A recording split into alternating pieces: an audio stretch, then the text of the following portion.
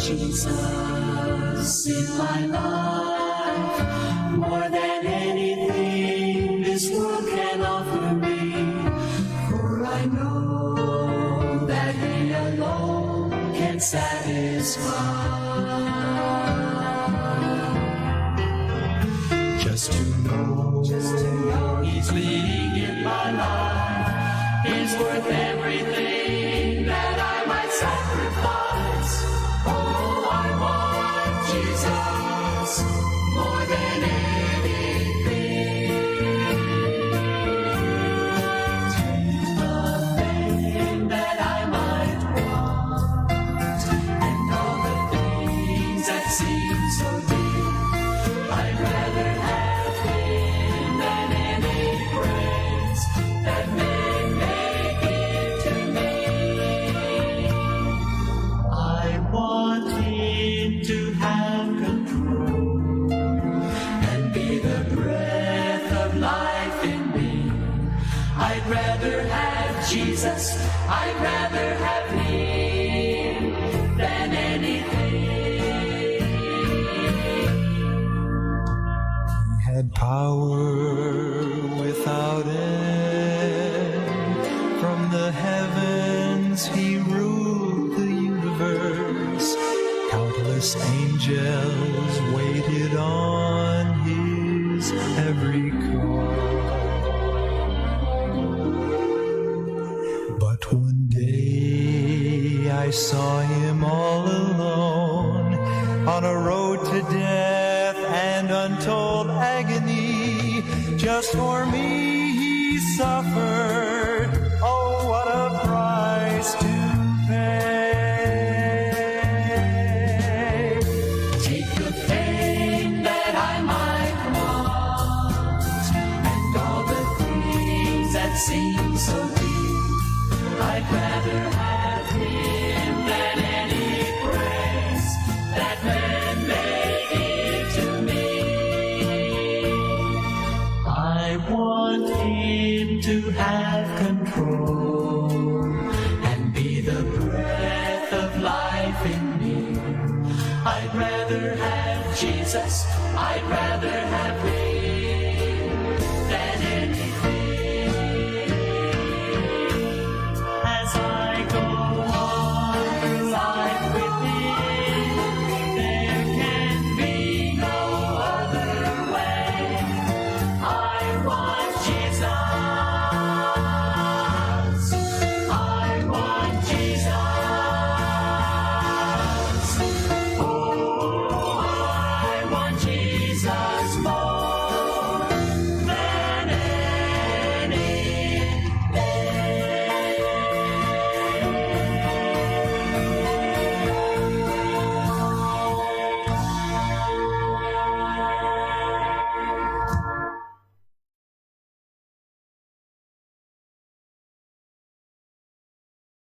Magandang umaga po sa ating lahat. Kumusta po tayo sa araw ng Lunes? Wow, November 9 na po tayo.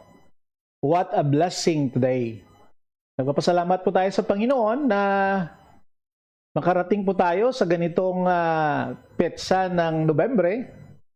Patapos na po, malapit na matapos muli, no? Almost naman tayo, 9, 10, 11, 12, 13, 14, 15, mga 6 days more to go or 5 days more to go. And then, December na po. Wow! Merry Christmas po sa lahat, ha? Huwag niyong kalimutan po na ipag-pray po ang ating, ito pong ginagawa natin, ang Insight from His Word, our morning devotion po.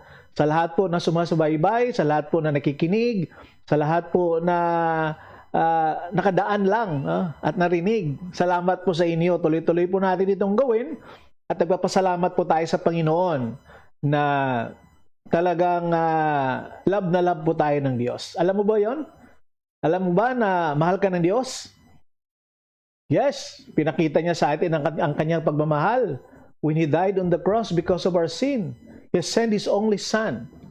Diba? John 3:16. What a beautiful morning sa ating ngayon. Good morning to my batchmate. June Castro dira sa Manila. Maayong aga dira sa imo, June. God bless you.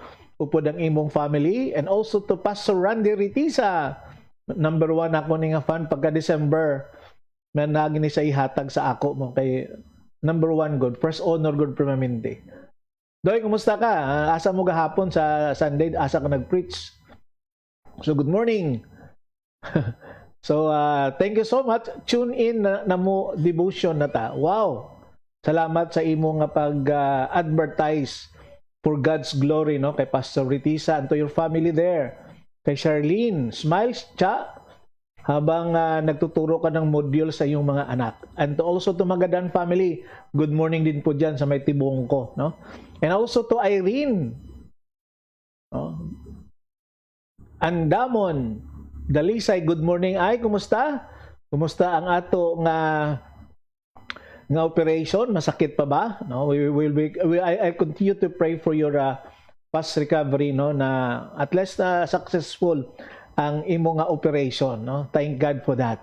So to all the Andamon family there sa New Katipunan, Santo Tomas, Davao del Norte, maayong buntag sa inyong tanan dinha, no? Ang Pukdol family pod, Ruiz family, sila ni Pastor and his family, and all the brethren ng Redeemed Baptist Mission sa New Katipunan. Good morning to Pastor Beck Aurelio.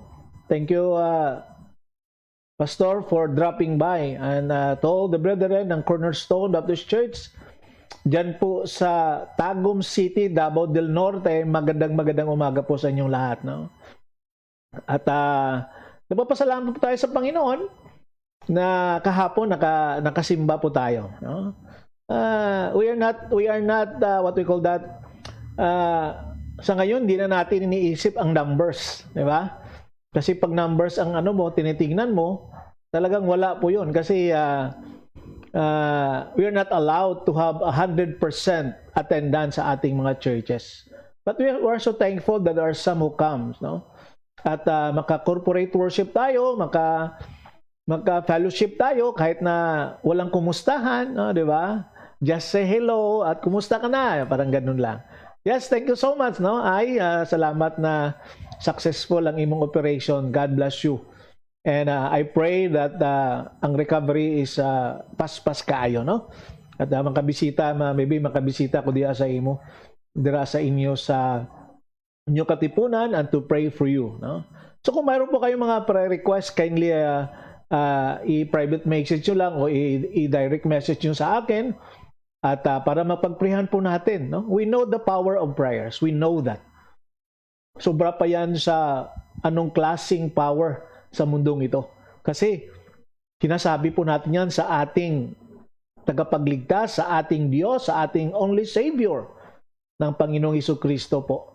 So kahapon nag-enjoy kami. Ang aming po nga topic kahapon is full surrender. It was a borrowed message na ginamit ko po kahapon. At talaga even myself, the first time I heard those, talagang I was being convicted. Na talaga when we talk about full surrender sa Panginoon, it should be intentional. Okay? Hindi lang yung pawadyog-wadyog o surrender ngayon, bukas hindi naman, di ba? It is intentional. At salamat na may mga bagay na tinitingnan natin. Yan ang pinakamahirap. So we talk about some paradox in the scripture. Di ba? At sa Christianity, maraming mga bagay doon sa scripture na talagang masasabi mo na totoo and yet we are not doing it. Di ba? At isa sa mga makikita po natin dito na when you talk about surrendering our lives sa Panginoon, diyan po tayo nagkukulang. Why? What is the paradox of Christianity? We want the blessing. Di ba? We want that God will help us. We want that God will answer our prayers. But we don't give fully surrender our lives to Him. Diba? Hinahawakan pa natin ang ating mga buhay. Kaya nga sabi sa Proverbs chapter 3, 5, and 6, paborito ko tong bersikulo. Trust in the Lord with all your hearts. With all your hearts, that is total surrendering. And lean not unto thine own understanding. In all thy ways. That is still total surrendering. Diba? In all thy ways, acknowledge Him and He will direct your path. See? Makita mo yan, ha? Isang mga bagay na yan ang ano natin, yan ang problema natin. God never showed to us that He hates us the moment that we commit sin. Talagang mahal tayo ng Panginoon. Di ba? So, total surrender po. Okay? Yan po ang atin. You cannot, sometimes we think that total surrendering is giving up. Yan ang akala natin, no? Pag sinasabi, I surrender sa Panginoon, I give up my career, I give up like this, I give up. But no, you cannot give up unless you give in. And so, giving everything that you have sa Panginoon, giving in, that is total surrendering. So, you cannot give up if you will not start to give in sa Panginoon. Wow! What a beautiful reminders to each one of us, kapatid, no? Kahit na tayong mga pastor minsan, di ba? Akala natin, we surrender everything because we give up. Ang iba ng mga pastor galing sa secular na trabaho, sabi nila, I give up. And then I go to the pastorate. But maybe that is correct, no? Pero when we talk about surrendering sa Panginoon, it started from giving in. And then when you give in, it is easy for you to give up. Wow. Not to start to give up. No? So, ang Panginoon po ay natutuwa sa atin na ang ating pong Panginoon ay talagang, as of now, His faithfulness is new every morning. That is what Jeremiah said to us. It is new every morning. So, kung mayroon po kayong mga prayer request, kindly message me and papag-prayer po natin yan even in my quiet time. So, tuloy-tuloy na po tayo. Psalms 54 na po tayo sa araw na ito. Nung Sabado, wala akong, hindi po tayo nag-online kasi may pumunta kami ng bundok, no, nagpalamig doon. So, it is a good treasure, family bonding, no? At kahit malakas ang ulan, we go there, no? At pagdating doon, we could see the beauty of nature. We could see the beauty of the creation ng Panginoon. No? Kasi kung pag dito ka lang sa syudad, hindi mo ma-appreciate kasi magulo, maingay, di ba? At polluted pa, parang ganon. No? But if you go to the place with solemnity, as you travel, makikita mo, you could meditate the goodness of God, seeing the creation. Okay? So try nyo po. At siguro, mga pag may mga holiday lang, pag may sasakyan lang naman, why not go to the place where you could appreciate much about God's creation? Di ba? At makapag, maka-silent prayer ka, silent for a moment, and then pray. At magpasalamat sa Panginoon. Okay, thank you for invitation, no? Regards also to to your family there. And thank you so much. Okay, tuloy-tuloy na po tayo. At basahin ko po sa inyo ang Psalms 54. Ano lang po ito, no? 7 verses lang po ang Psalms 54. Kaya maikli siya ngayon. I'll be reading sa New Living Translation. And also to Brother Nelson Tupas Raffles. Mayong buntag dira sa imo, Brad. Good morning dira sa inyo sa Tagum City naman. How's the weather there? Dito sa Davao City medyo mainit na, no? Talaga siguro wala na ang bagyo na kasi papunta sila sa atin dito sa Mindanao. So kaya nung Saturday medyo ang makapal ang fog doon banda sa Kapatagan. But hindi mo makita ang Mount Apo kasi nga may low pressure tayo dito sa Davao. But I think now the weather is good, no? So babasahin ko sa inyo po sa New Living Translation ang Psalms 54. It was written by King David. We know where David is hiding. So yung nakaraan si Doeg ang niya, ngayon ang mga Ziphites naman ang nag-chismis naman doon sa kay sa kay King Saul. Okay. So, come with great power, O God, and rescue me. Defend me with your might. Listen to my prayer, O God. Pay attention to my plea. For strangers are attacking me. Violent people are trying to kill me. They care nothing for God. But God is my helper. The Lord keeps me alive. May the evil plans of my enemies be turned against them. Do as you promise, and put an end to them. I will sacrifice a voluntary offering to you. I will praise your name, O Lord, for it is good. For you have rescued me from my troubles and helped me to triumph over my enemies. God bless the reading of the scripture. Pastor Santonia, good morning, loves. Kumusta? Diya sa Panabo City. Okay, so before we go on, mag-pray muna po tayo. Wow, Charette Grace Aurelio. Good morning. Thank you for dropping by. Okay. I miss you so much. Okay? Kanusa kaya kita mag-fellowship? Yun lang pag-prepare og daghan kon. Kapi-kapi lang ta din na. Okay? Istorya. Okay? So, just give us, I know how busy you are. Okay? Pastor Aurelio. Doy, I miss you, Doy.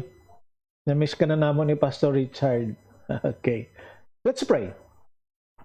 Father, this morning we are coming to you humbling ourselves and realize and recognizing that without you, all the things that we're doing is useless.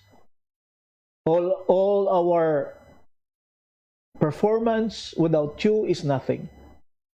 Lord, we come to you because we believe that you are listening to your children's prayer. Salamat, Panginoon, for the strength that you have given to us in the past days. Thank you, Lord, for your words that remind us, especially kahapon sa aming pong message, the full surrender. Proverbs chapter 3, verses 5 and 6. And we talk about paradox of the scripture. Lord, sorry, forgive us. We want you in my life. We pray for safekeeping. We pray for needs. We ask everything from you. And we want you, Lord, in our lives. And yet, hard for us to surrender our lives to you. Father God, please remind us. And we all know, Lord, that in this world, we want you, Father. Tulungan mo kami, Panginoon, na we should not be a man of words, but man of actions. Tulungan mo kami, Panginoon, human as we. It is not how beautiful or important what we had in this world. Lord, we want you. Lord, we surrender everything. We talk about the blueprint of our lives. And sometimes, nakakalungkot, Lord. So, Father, this morning, we come to you mentioning names because they are sick. I pray, Lord, for Pastor Notarte, continue to bless him and his family, ang sick, ang iyang sakit, Panginoon. Pagalingin mo po siya. I pray also for Irene and Damon Dalisay. I pray, Lord, for her. Salamat sa successful na operation. At I pray, Lord, na ang recovery should also successful. I pray, Lord, for the family there, and Damon sa inyong katipunan, all the brethren there, I praying for them, Lord. Pastor Ruiz, Pokdol family, and the rest. Lord, be with them.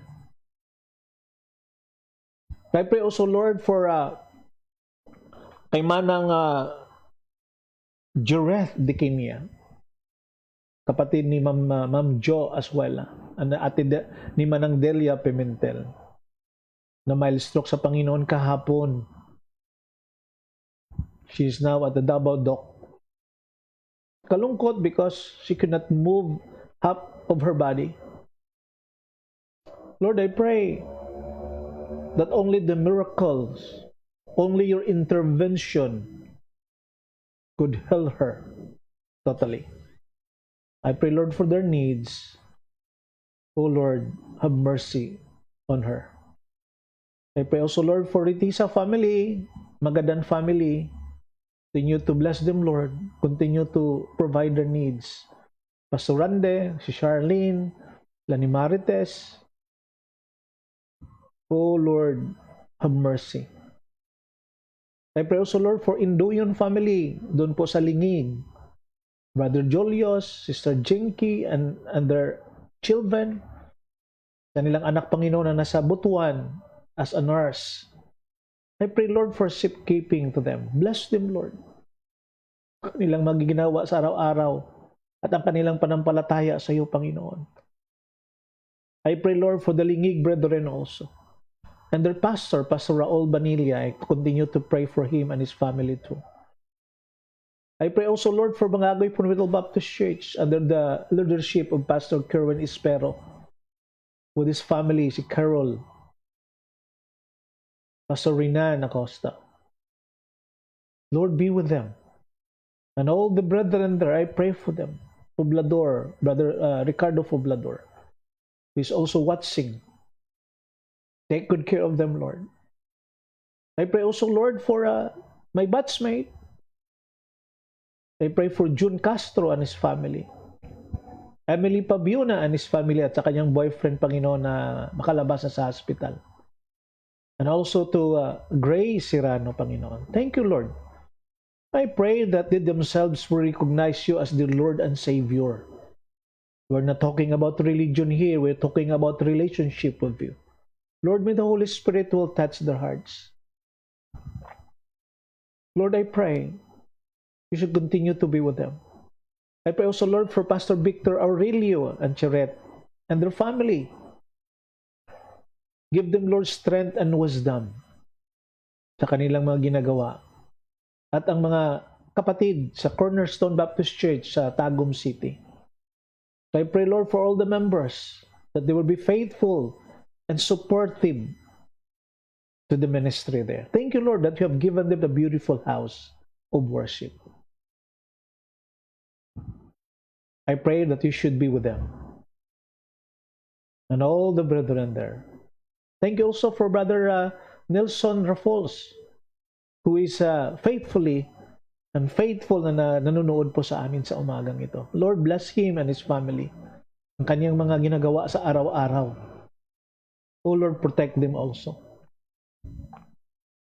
I pray, Lord, that your name will be glorified.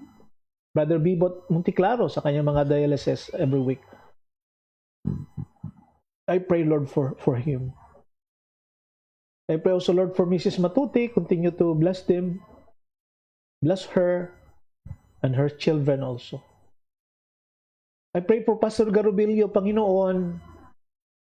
Mayroon siyang major operation this afternoon at 3 o'clock doon po sa Iloilo City.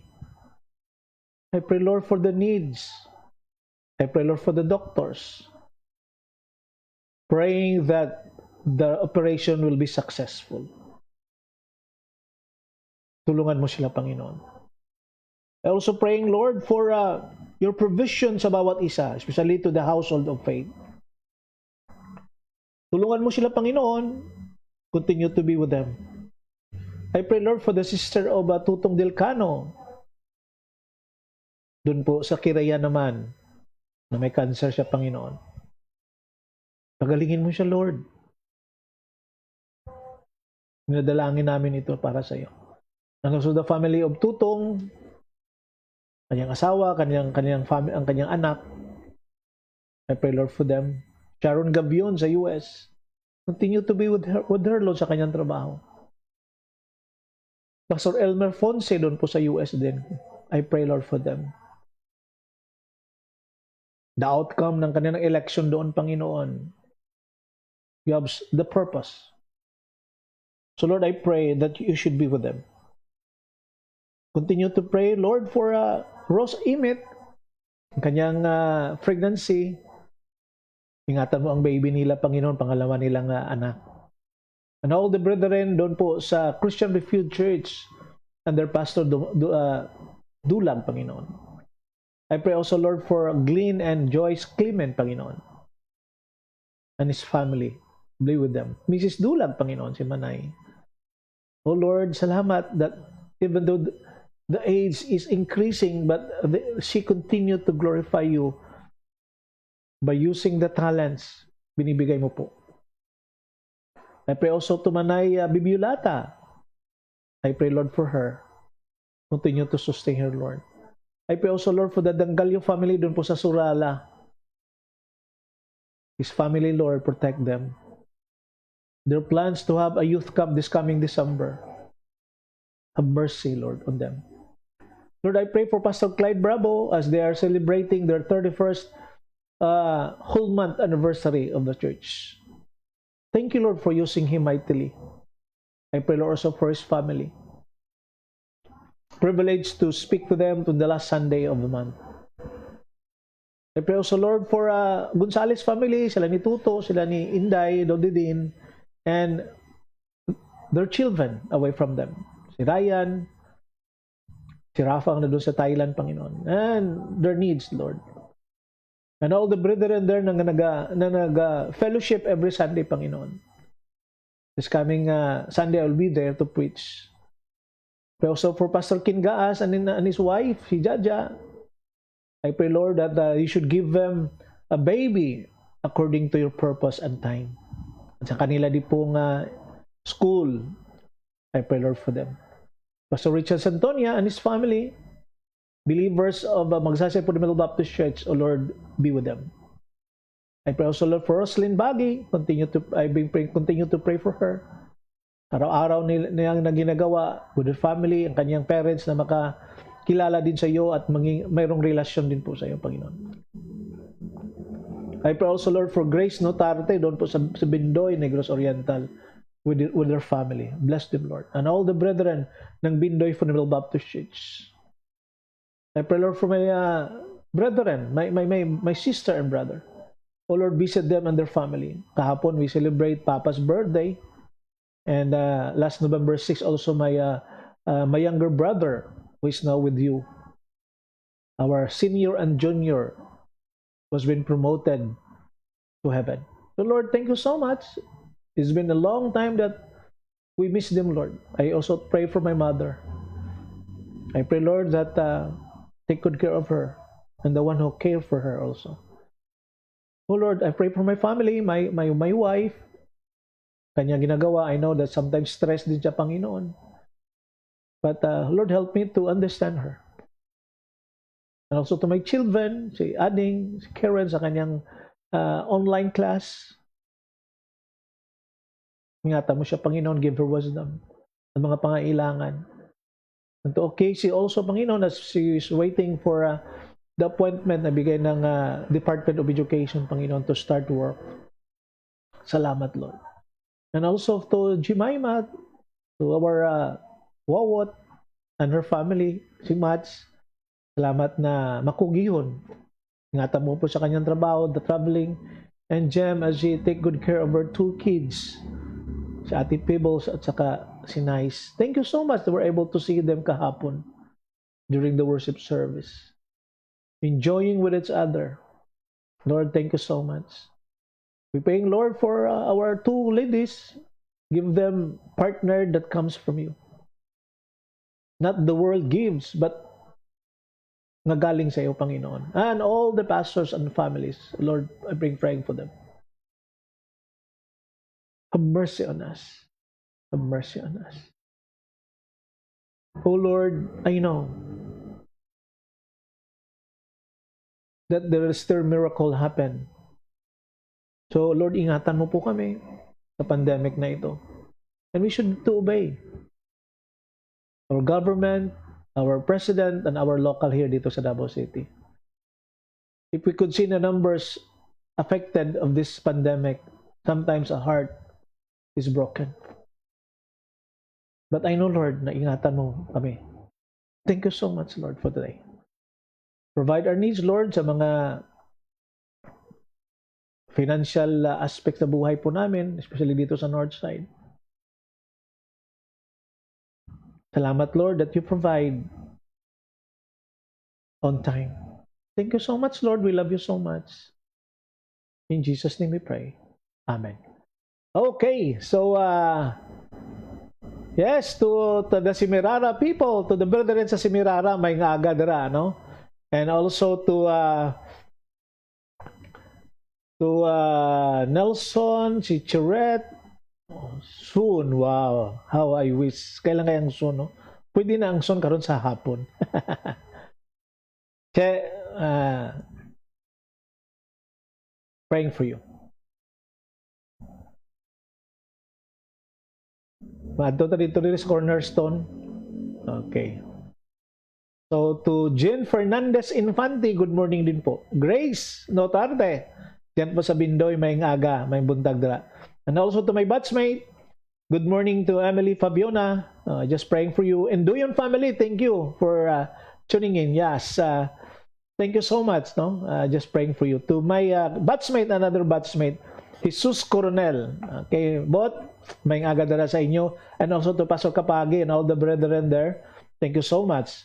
And also to Manang Dilia Pimentel. Manang Dels, I'm praying for Manang Juret, no? So hoping and praying na ang Ginoo gyud mag-aayo sa iya. Okay? So tuloy-tuloy na po tayo. Ang oras po natin alas 8. 8:30 na pala, no? Masyado na tayong delayed, no? But wala naman tayo dito no? So one thing that we need to understand in this world, okay? Sabi ko nga kanina, God prepares something for us, the blueprint for our lives. And when God gives us the blueprint of our lives, we should put this in our hearts and our minds.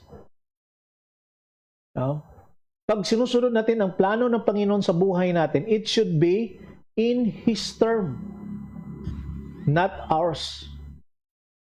Huwag natin pangunahan ang Diyos. Binigyan na nga tayo ng blueprint, binigyan na nga tayo ng leading. Sundin natin ang Kanyang kagustuhan, hindi po yun sa atin. Diba? Alam ko po mahirap po yun. Because even myself, sometimes I'm a victim of that. You know what? If we don't follow the blueprint of God, we are always, what? We are always a victim of circumstances. But if we follow the blueprint of God in His term, we have triumph, we have victory in all circumstances that we are encountering day by day in our lives. Hallelujah. Diba? Pag sinusunod natin ang Diyos at sa Kanyang kagustuhan ang sundin natin, in whatever circumstances, we are victors. Diba? Tayo panalo palagi. But pagsuwayin natin ang Diyos at we make our own plans, even though that we know that God has a plan for us, then we will end up crying and defeated. Diba? Yes, to Sister Esther Patukael, good morning ma'am. Good morning sa iyo. Diyan po sa Panabo City naman. So, what are reminders to each one of us, kapatid? Total surrender sa Panginoon is intentional. I beg. At binabalik-balik ko po ito. If you want that God will be your God, we give everything to Him. We give in order that we could give up. Diba? We give in order to give up those things sa Panginoon. Huwag matakot.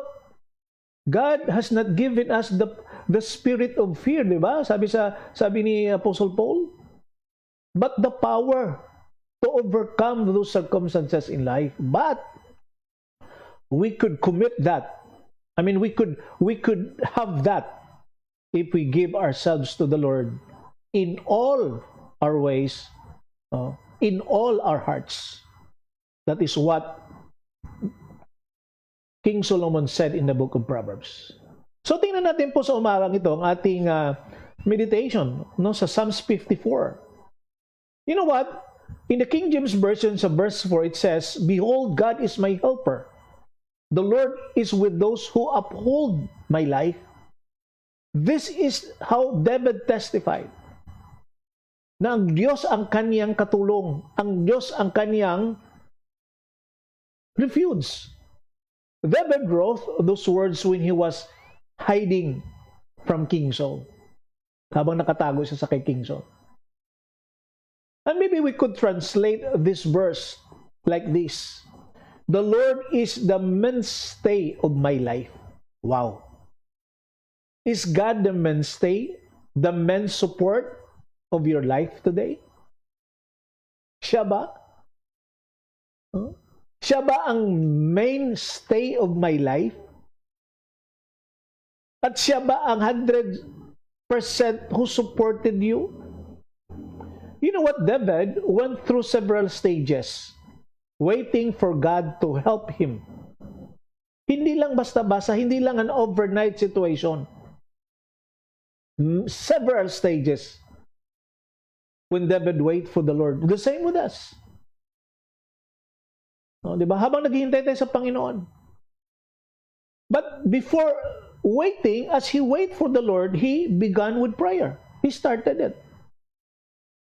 Ano sabi ng verses 1 and 2? "Save me, O God, by your name, and vindicate me by your strength.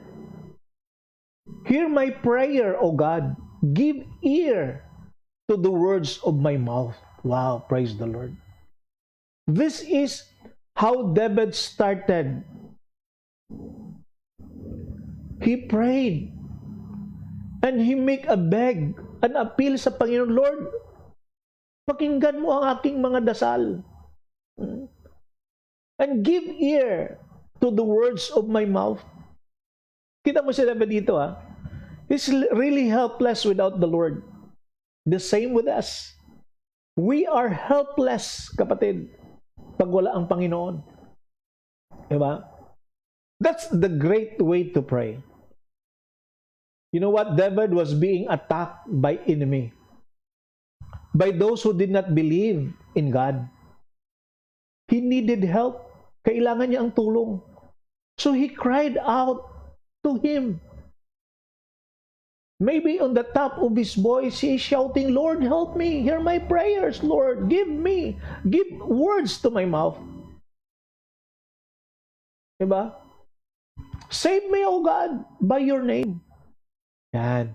He recognizes that only the name of the Lord Jesus Christ, or only God, could save him from all the troubles, from all circumstances that he is suffering or encountering in his life.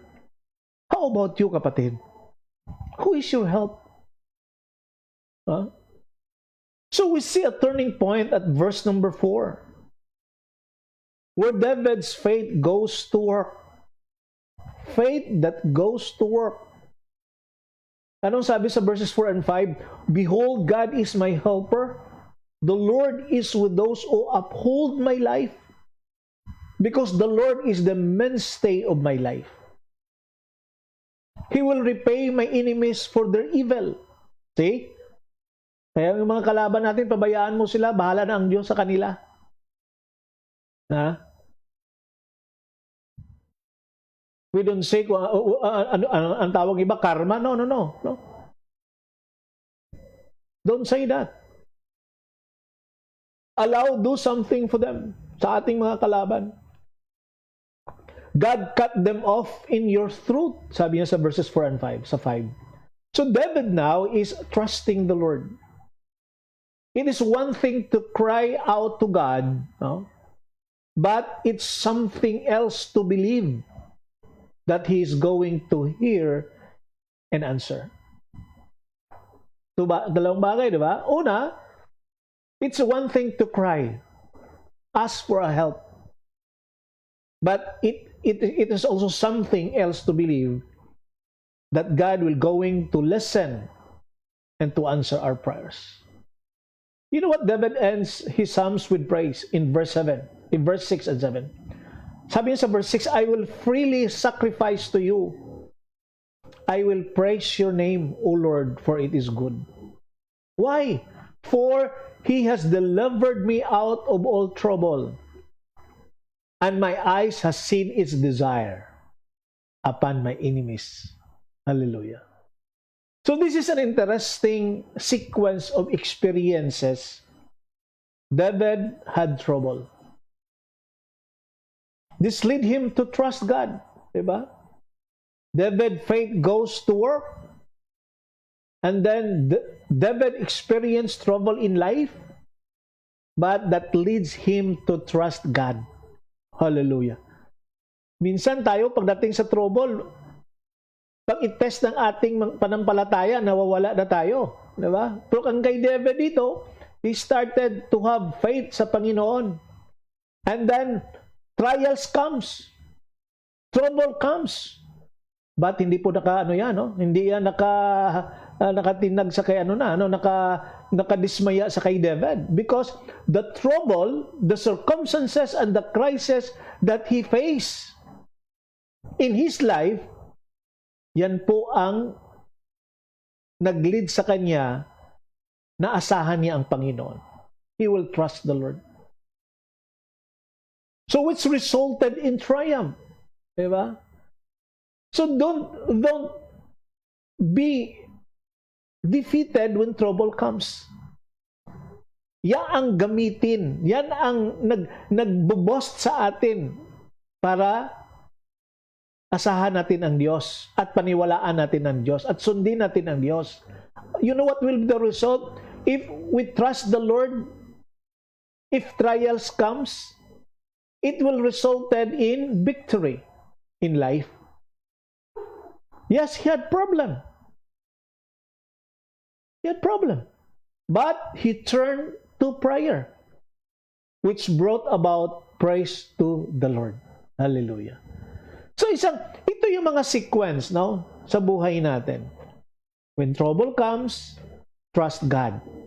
And the moment that you trusted the Lord, it will result a victory, a triumph. So when problem comes, instead na magmuni-muni ka, magpanik ka, why not kneel down to pray? It will bring about praise to the Lord. So when you are in trouble and forced to wait for Him, where you place your faith is all important. So, pag dumating sa buhay natin ang mga crisis, difficulties in life, saan mo ba nilalagay ang iyong panampalataya? Yan po pinaka-importante na tanong dan. Where do you put your faith? To Pastor Elmer Ponce, yan po sa US, may agad dala sa imo, Pastor. God bless you. Trouble to trust, to triumph, diba?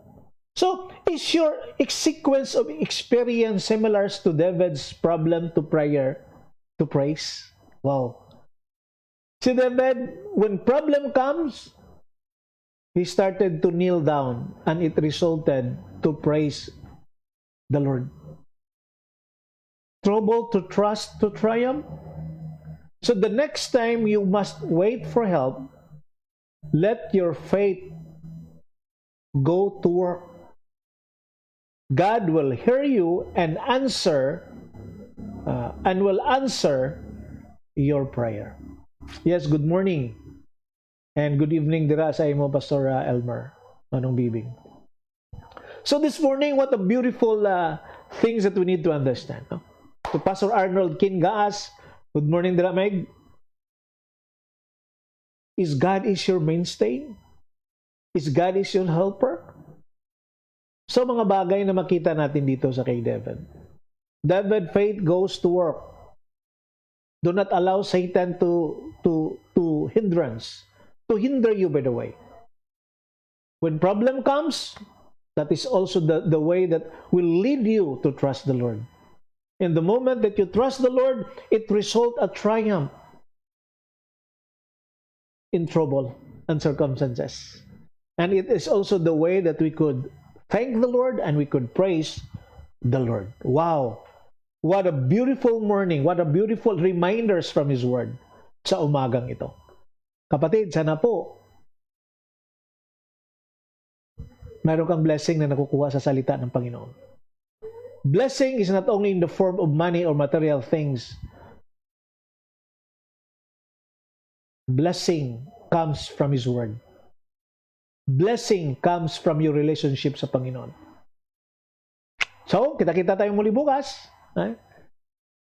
At sana po, pray for us. Pray for me. And I know that God will continue to magnify in our lives. Okay? Ito pong ating morning devotion. Online morning devotion, insight from His Word. This is your friend, your brother in the Lord, Pastor Ray Sarsuela Chespa ng Northside Baptist Church po dito sa siyudad ng Davao City. Maging tapat po tayo sa Diyos kasi po ang Diyos ay tapat sa atin. Hindi po siya nagkulang. Hindi po nagkulang ang Diyos sa atin. He's always come on time. See you tomorrow.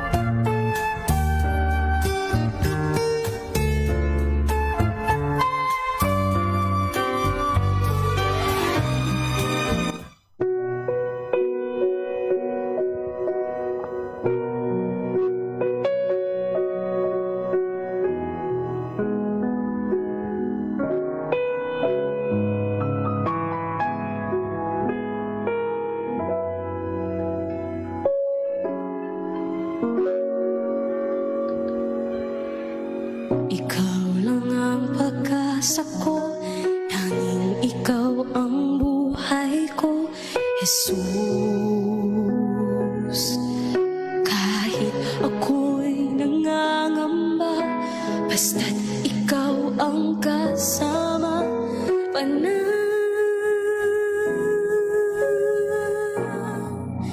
na.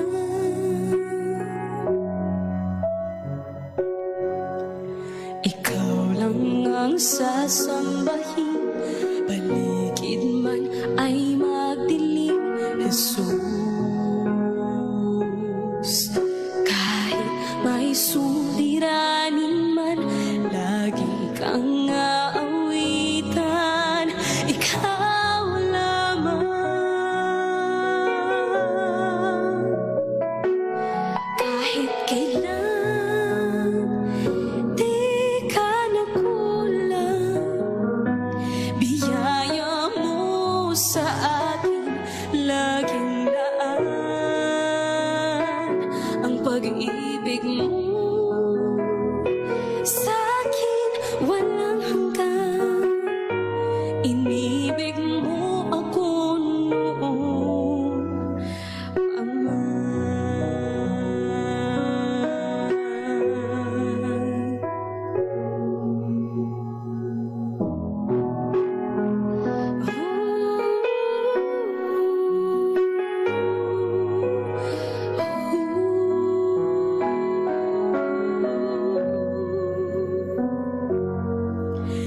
Ikaw lang ang sasambahin, paligid man ay magdilim, Jesus.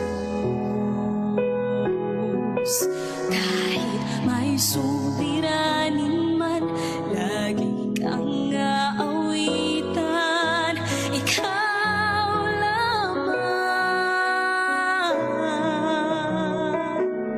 Kahit kailan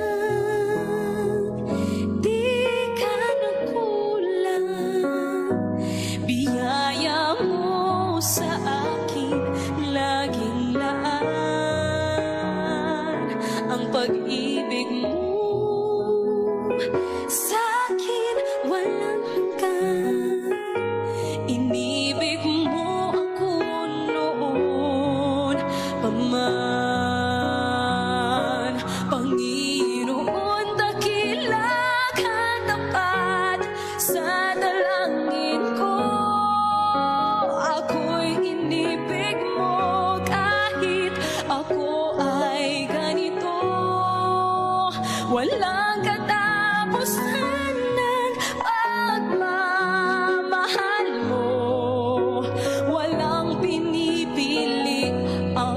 puso mo. Kahit kailan di ka nagkulang, biyaya mo sa akin laging laan. Ang pag-ibig mo sa akin walang hanggan. Inibig mo